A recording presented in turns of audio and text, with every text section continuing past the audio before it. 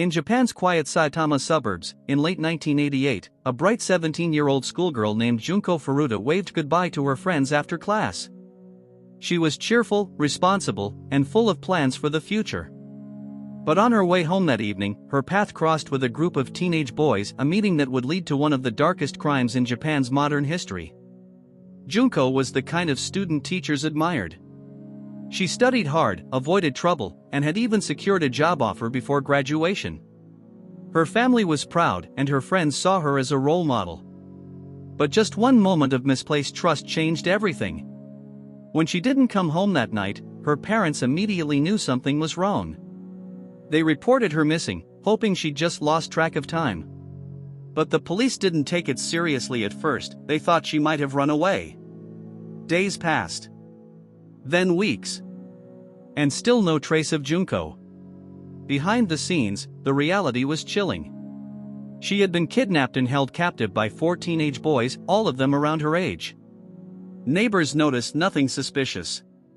The house looked normal from the outside, but inside, a terrible secret was being kept.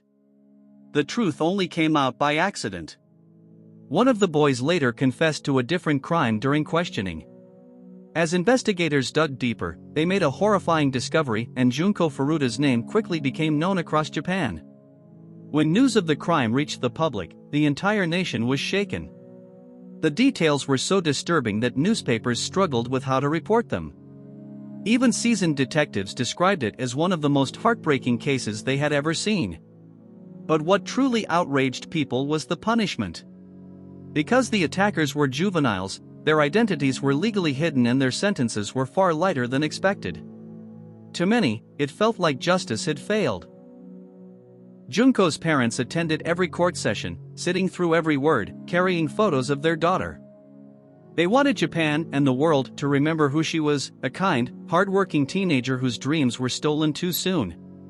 In the aftermath, her story sparked national outrage and led to deep discussions about Japan's juvenile justice system.